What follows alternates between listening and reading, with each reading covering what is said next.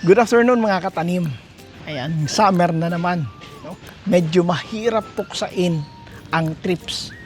Pero mga katanim, no, napapansin nyo ba, kapag gumamit ka ng biofloral, itong biofloral, napakabilis, no, mawala ang trips dito mga katanim. So, ang biofloral natin mga katanim ay hindi chemical. No? Ibig sabihin, hindi mamamatay ang pananim natin, lalo gaganda. No?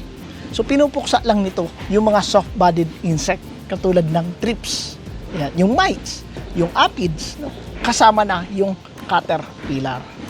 Well, kailangan mo lang to i-shake mga katanim. Kapag ganyan ang color, no? Kailangan mo lang i-shake. Ayan, ito yung biofloral natin. Dito ako kukuha ng 4 ml per liter of water kapag heavily infested ang iyong greenhouse, yung maraming talagang insekto, no? Kasama yung white flies dito, yung leaf miner, iyan. Pero mga katanim, kapag maintenance lang, no? Dito ka gagamit nitong ating plant wash. Ayan, simple lang, di ba? Plant wash lang. Ito yung gagamitin mo mga katanim kapag maintenance lang naman ang kailangan mo. So once a week spray, 2 ml per liter of water. Napakaganda ng resulta dito. Well, ngayon mga katanim, ngayong summer, napakabilis ng reproduction ng mga insect, especially yung thrips. Mostly sa ilalim ng dahon ng lettuce natin. Diyan nagkakaroon ng thrips. Diyan nag-i-stay. Diyan nag-i-start. Kaya makikita nyo na lang mga katanim, may thrips na kasi may mga damage na ang dahon ng ating tanim na lettuce. So, paano gagawin? Anong magandang gawin dyan? So, ang ginagawa natin, i-maintenance muna ngayong summer. No? Pero pag nakita mo talaga may mga damage na, doon ka gagamit nitong biofloral plant wash. So, ang maintenance ko mga katanim ay itong ating plant wash. Pero kapag heavily infested na, lalo ngayong summer, ito yun. Ayan. Anong kagandahan nito? Bakit kailangan gumamit nito? Well, ito, hindi pinapatay ang tanim natin. Ang pinupuksa nito mga katanim, yung insect sa ating mga tanim na naglalagay dyan sa ilalim ng dahon. No? Kaya kung mapapansin mo ito mga katanim, malinis. Ayan. Malinis ang ating pechay. No? Sabi nag-comment sa atin doon sa group, hirap ako dyan sa pechay. Kasi, well, nai-infest ako ng mga insekto. Dito mga katanim hindi na, no? Kasi meron ka ng plant wash at itong biofloral. Ayan, ang ganda. Di ba? Oh. Ganda mga katanim. So paano application naman yan mga katanim na iyong biofloral mo? Paano mo ina-apply sa tanim mo? Well, pinupulyar ko ito, no? Ini-spray ko mga katanim. Sa mga lettuce ganun din. Ang tinatarget ko nito mga katanim, no? Ang tinatarget ko yung sa ilalim ng dahon. No? Bakit? Kasi nandoon ang mga insect. Sa gabi ko to ini-spray. Kasi nocturnal ang mga insect na yan. Yan. So kung tama ang timing, tama ang spray, maganda ang resulta. Kung maganda yung contact na pagkaka-spray mo mga katanim, napakaganda ng resulta nito. No? So ibig sabihin, pag in-spray mo to doon sa ilalim ng dahon, 360, no? And then top. Ewan ko na lang kung may pupuntahan pa yung mga insekto. No? Kaya kung tama ang application, napakaganda ng resulta. Again, sa gabi, kung wala na sunlight, no? Madilim na, yan, mag-spray na. Huwag kayong magagamit nito kapag tirik ang araw ay kumukubli yung mga insekto na yan, di mo mapapatayan, nakatago. Kaya nga gabi kasi active sila, nocturnal ang mga insect. No? Kaya kung tama ang timing, iyan, maganda ang resulta. No? Ayan. So, biofloral ang gamitin sa inyong thrips mga katanim. No? All soft-bodied insect, di lang thrips, kasama yung aphids, mites, no? Lalo yung mga mites sa sili, yung aphid sa talong. Ayan. 'Di ba? O kaya yung may thrips din ng talong. Mostly ang thrips nasa leafy ngayon, mga katanim. I-shake lang mabuti bago kumuha, no? Ng 4 ml no? Yan yung maximum, wag nang dagdagan pa kapag heavily infested. Pero kung gusto niyo naman na series of full spray na, no? Paubos na ang insect, mawala na, bumagsak ng population nila, kahit 2 ml na lang. Okay? So how many consecutive nights or days naman mag-spray niyan katanim? I suggest 3 to 5 consecutive days of spraying para lubusan bumagsak ang population nila. Kasi nga, mabilis ang reproduction nila.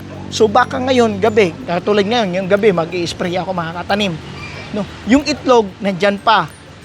Mapipisa yan. So bago sila maging adult, may spray na ulit ako. Patay na ulit sila. Ayun. Naintindihan ba yun mga katanim? So, continuous spray lang up to 5 days, 5 consecutive days. Then, huwag kakalimutan mga katanim. Early in the morning, i-foliar natin para hindi ma-stress ang tanim natin. Makabawi ka agad. No? Makabawi ka agad doon sa stress na dinulot ng mga insekto. Well, paalala lang mga katanim, no? May nagtanong sa akin, may nag-message, katanim, nag-spray na ako ng biofloral na sabi mo. So, na-sprayhan ko na, okay na, wala na ako nakikita na damage na, may panibagong damage pa na sinasabi ko down sa top, kasi may damage na yung ilalim eh. Di ba? May damage na yung ilalim ng lettuce niya. So, ngayon, sabi ko, katanim, makikita mo na wala na yung trips pag wala nang damage yung next na dahon. Hindi na kumakalat pa. Okay, so, okay na, katanim, hindi na dumadagdag. Kaso, bakit hindi gumagaling yung na-damage na? No? So, inaantay niya na gumaling yung mga na-damage yung na-damage niya na dahon ng trips natin. Gusto niya mawala. No? Hindi natin pwede ma-revert yun, mga katanim. Damage is done. No? Kaya nga, ang gagawin natin, huwag niyong aantayin na ma-damage yung tanim natin sa mag-spray. No? Maging proactive tayo. Gawin niyo tong sistema. Gawin yung system dyan sa greenhouse niyo. Isama nyo sa protocol. Mag-weekly spray kayo. Katulad nitong plant wash. I-weekly nyo. Kung gusto nyo na i-weekly ang iba dyan, mga katanim, yung malaking farm, no. They use this one na biofloral na mismo for weekly spray. Isang spray lang, may sabi sa akin, no. Katanim, napakatindi nun. Kahit uod, patay, caterpillar. No. Caterpillar. So, ang recommend ko kasi kapag washing lang naman, ito lang naman na plant wash. No. Pero ang iba ginagamit, ito na biofloral.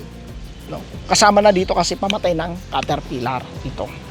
So, dito mga katanim, again, hindi ito chemical. No? Kaya nga biofloral kasi may kasamang biofloral extract. Ayan, no? Galing sa bulaklak. Ayan. So, ngayon mga katanim, yung na-damage na, hindi nababalik pa yun. No? Kaya maging proactive. Isama nyo sa sistema, gawing sistema ito. Once a week application, no? Dahil sa sobrang dami talaga ng infestation ngayon ng summer. Tuwing summer lang naman 'yan, no? Lagi kayo mag-scouting, no? Pagdating naman ng June, ayan na naman, no? Yung uod. Yun, number 1 naman 'yan, papasok mga butterfly. So again, scouting, daily scouting, then weekly spray, no? Total di naman to lason eh. Di naman nagkakaroon ng immunity yung mga pest nito pag ginamit nyo to. No? Napakagandang IPM standards ito mga katanim. No? Napakagandang gawing integrated pest management. Itong ating biofloral plant wash mga katanim. So okay ba yun mga katanim? Naintindihan nyo ba? Oh, ayan. So ito yung ating biofloral mga katanim. No? Pang-spray sa ilalim ng dahon tuwing gabi. Yan. Love, di ba? So, ito yun. Ito ang dalawang ating pang spray para sa pest management natin, mga katanim. Early in the morning, huwag kakalimutan ang KFF. No? Pwede naman yung pag lumabas na, ilabas ko na yung K-pop. No? Pwede naman K-pop. Total, magpupulyar ka kinabukasan, yun na yun. Okay? So, ito yung result ng ating K-pop ngayon. Ito yung third trial, mga katanim. No? Third trial. No? Itong kagandahan dito, kahit summer, hindi ka namamatayan. Ito yung tinatawag na consistency. No? May consistent result ka. Kahit na sobrang tirik ang araw, sobrang init, meron ka pa rin magandang harvest because of K-pop napaka ano niya, no? Yun yung dinali natin, yun yung tinarget natin, yung resilience, no? Yan, no? Love, di ba? No? May grow ka pa din kahit na sobrang init ng araw, no? While ang iba nag-hype lang, no? Tingnan niyo yung mga ibang nagpo-post before. Nag-hype lang sila, nagpo-post lang sila pagdating ng November, December, January, February. Aba, malalaki pa ang post nila. Pero hanapan mo sila ng posting ngayon, they are not consistent. So kaya nga mga katanim, ang tinuturo ko sa inyo is consistency. Bakit? Hindi ala tsamba. Nakatulad pag summer, wala na. Hindi dapat teka-teka. Di ba? Hindi, teka muna, summer, di ako magtatanim. No, tuloy-tuloy ang pagkain natin. Tuloy-tuloy ang pagkain. Di ba? Hindi naman tayo, teka, hindi rin ako kakain kasi di rin ako nagtanim. Hindi pwede ganun. So, dapat tuloy-tuloy ang pagtatanim natin, mga katanim. No? Yan ang tinatawag natin na dapat mayroon tayong continuous harvest. Consistent dapat kasi agripreneur na tayo. No? Hindi tayo basta nagtatanim lang. Dapat maganda ang produce natin. Katulad nitong nasa harapan ko. Diba? O, yan. Oh. No? So, ito, nag-activate ang tanim natin doon sa defense mode niya. No, ano yung defense mode? Kasi sobrang init.